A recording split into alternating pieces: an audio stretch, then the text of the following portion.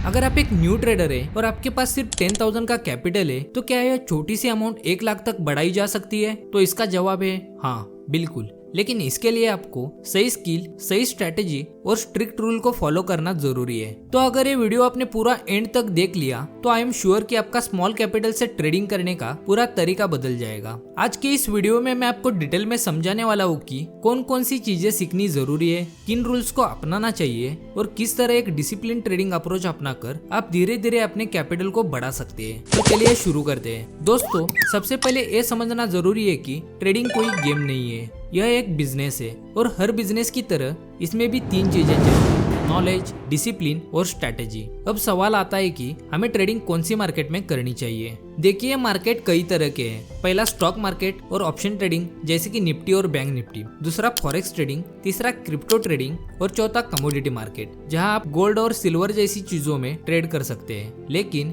इन सब के अंदर भी ट्रेडिंग के सिर्फ 3 मेन स्टाइल होते हैं। फर्स्ट, इंट्राडे ट्रेडिंग जहां आप एक ही दिन में खरीद और बेच सकते हैं। सेकंड, स्विंग ट्रेडिंग जहां आप कुछ दिनों या हफ्तों तक स्टॉक को होल्ड कर सकते हैं। और थर्ड, लॉन्ग टर्म इन्वेस्टमेंट जहां आप कई मंथ या कई ईयर्स तक शेयर को होल्ड करते हैं। अब आते हैं असली सवाल पर। अगर आपके पास सिर्फ 10,000 का कैपिटल है और आप उसे धीरे धीरे 1 लाख तक बढ़ाना चाहते हैं तो कौन सा स्टाइल चुनना सही होगा? तो सुनिए, आप चाहे तो किसी भी इंस्ट्रूमेंट में ट्रेड कर सकते हैं, लेकिन मेरी पर्सनल राय यही रहेगी कि अगर आप बिगिनर है तो सबसे पहले आपको इंडियन मार्केट से शुरुआत करनी चाहिए, क्योंकि 10,000 कैपिटल से शुरुआत का मतलब है कि आप या तो बिल्कुल नए ट्रेडर है या फिर आपको अभी बस बेसिक नॉलेज है, और ऐसे में इंडियन मार्केट आपके लिए ज्यादा आसान और समझने में लायक है। अब बात करते हैं कि शुरुआती समय में आपको सबसे पहले क्या सीखना चाहिए। तो दोस्तों, सबसे जरूरी है प्राइस एक्शन। शायद आप में से कई लोग पहले से जानते होंगे कि प्राइस एक्शन क्या होता है,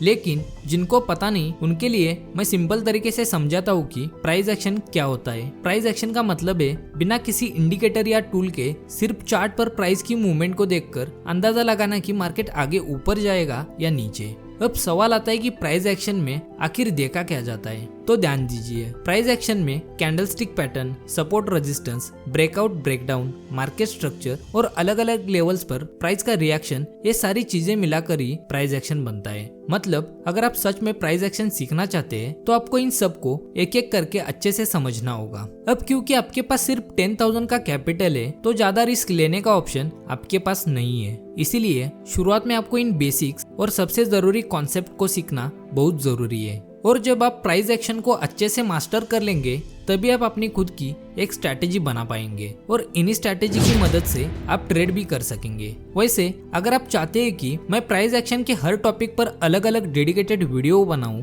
तो मुझे कमेंट में जरूर बताइए, मैं आपके लिए वीडियो जरूर लेकर आऊंगा। अब आते हैं नेक्स्ट स्टेप पर। जब आप प्राइस एक्शन को पूरी तरह से सीख जाएंगे तो अगली सबसे जरूरी चीज होगी रिस्क मैनेजमेंट, क्योंकि यही वो सीक्रेट है जिसकी मदद से आप कम रिस्क लेकर भी ज्यादा प्रॉफिट कमा सकते हैं। अब जब आपने मार्केट और ट्रेडिंग टाइप्स को अच्छे से समझ लिया है तो अगला और शायद सबसे इम्पोर्टेंट स्टेप है ट्रेडिंग साइकोलॉजी, क्योंकि दोस्तों सिर्फ ट्रेडिंग स्ट्रैटेजी से नहीं जीती जाती, असली गेम आपके दिमाग से ही जीता जाता है। अब सवाल है, ट्रेडिंग साइकोलॉजी क्या होती है? सिंपल शब्दों में ट्रेडिंग साइकोलॉजी का मतलब ट्रेडिंग करते समय आपकी मानसिक स्थिति, भावनाएं और आपके सोचने का तरीका। जितना जरूरी है चार्ट और डाटा को पढ़ना, उतना ही जरूरी है यह जानना कि आपके इमोशंस कब आपको धोखा दे सकती है। अब जरा सोचिए, ये इमोशंस आपके ट्रेड को कैसे बिगाड़ते हैं। तो सबसे पहले आता है लालच, यानी कि ग्रीड। यानी जब आपको एक फिक्स प्रॉफिट मिल चुका है लेकिन फिर भी आप ज्यादा प्रॉफिट की उम्मीद में आप ट्रेड को होल्ड करते रहते हैं, और यही जगह है जहां अक्सर ट्रेड बिगड़ जाता है। मान लीजिए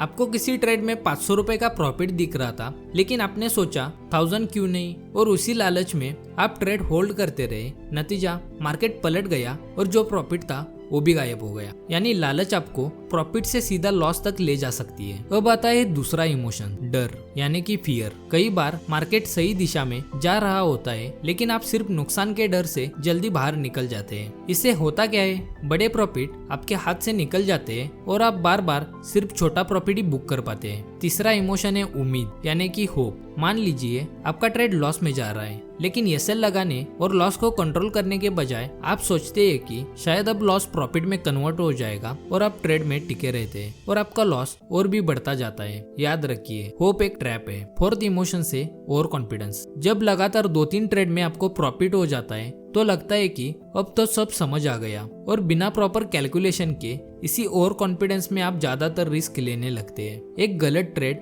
आपके पूरे बैलेंस को हिला सकता है। पांचवी और सबसे खतरनाक, रिवेंज ट्रेडिंग, यानी कि बदले की भावना। जब एक ट्रेड में लॉस हो जाता है और आप गुस्से में पिछला लॉस रिकवर करने के चक्कर में बिना सोचे समझे तुरंत नेक्स्ट ट्रेड में एंट्री लेते हो, यही होती है रिवेंज ट्रेडिंग। और दोस्तों, यह ट्रेडिंग नहीं बल्कि स्लो पॉइजन है जो आपके लॉस को धीरे धीरे बढ़ाता जाता है। तो दोस्तों याद रखिए, अगर आप इन 5 इमोशंस को कंट्रोल नहीं कर पाए तो चाहे आपकी स्ट्रेटेजी कितनी भी प्रो क्यों न हो, आप कभी भी एक प्रॉफिटेबल ट्रेडर नहीं बन पाएंगे। तो दोस्तों, ट्रेडिंग साइकोलॉजी को और भी अच्छे से समझने के लिए आप हमारे इस पर बना वीडियो चैनल पर देख सकते हैं। अब सवाल ये है कि जब आप सब कुछ सीख जाते हैं, जैसे कि price action, trading psychology, risk management, तो आगे किस स्ट्रेटेजी के साथ बढ़ा जाए। तो देखिए, मैंने पहले ही आपको बताया था कि मार्केट कई तरह के होते हैं, लेकिन मेरा मानना यह है कि अगर आप अभी सिर्फ शुरुआत कर रहे हैं तो सबसे पहले आपको स्टॉक ट्रेडिंग को चुनना चाहिए। स्टॉक ट्रेडिंग का मतलब है किसी भी कंपनी के शेयर को खरीदना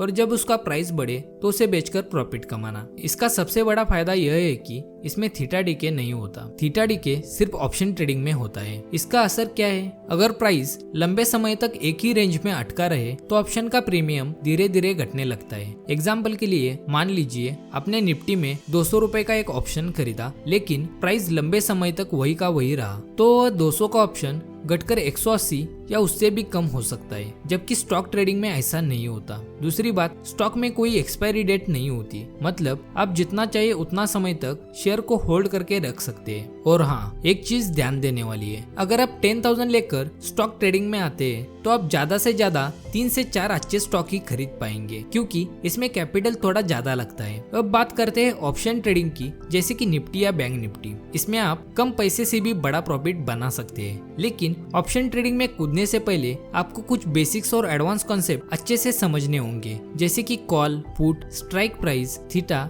और ग्रीक्स। इसलिए मेरी आपको सलाह है कि अगर आप अभी न्यू ट्रेडर हैं तो शुरुआत के 3 से 4 महीने सिर्फ स्टॉक ट्रेडिंग में दीजिए। जब आपको थोड़ा एक्सपीरियंस और नॉलेज हो जाए तब आप धीरे धीरे ऑप्शन ट्रेडिंग की तरफ बढ़ सकते हैं, और तब जाकर आप अपने 10,000 के छोटे से कैपिटल को धीरे धीरे बड़ा कर पाएंगे। अब बात करते हैं उस स्ट्रेटेजी की जो आपको कम समय में एक प्रॉफिटेबल ट्रेडर बना सकती है। सबसे पहले अपने 10,000 के कैपिटल से सिर्फ एक लॉट के साथ ट्रेड शुरू कीजिए। हर ट्रेड में हमेशा 1:3 का रिस्क रिवॉर्ड रेशियो रखिए। मतलब अगर आपको 1 रुपए का लॉस हो सकता है तो आपका टारगेट 3 रुपए का प्रॉफिट होना चाहिए। एग्जाम्पल के लिए, अगर आपने 400 रुपए का स्टॉप लॉस लगाया है तो आपका प्रॉफिट टारगेट 1200 रुपए होगा। दिन में सिर्फ एक ट्रेड करें, चाहे वो प्रॉफिट में जाए या लॉस में। अगर दिन का पहला ट्रेड लॉस में चला गया तो उस दिन और ट्रेड मत कीजिए। अब मान लीजिए एक महीने में औसतन 22 ट्रेडिंग सेशन होते हैं। अगर इनमें से 40% ट्रेड्स भी प्रॉफिट में निकलते हैं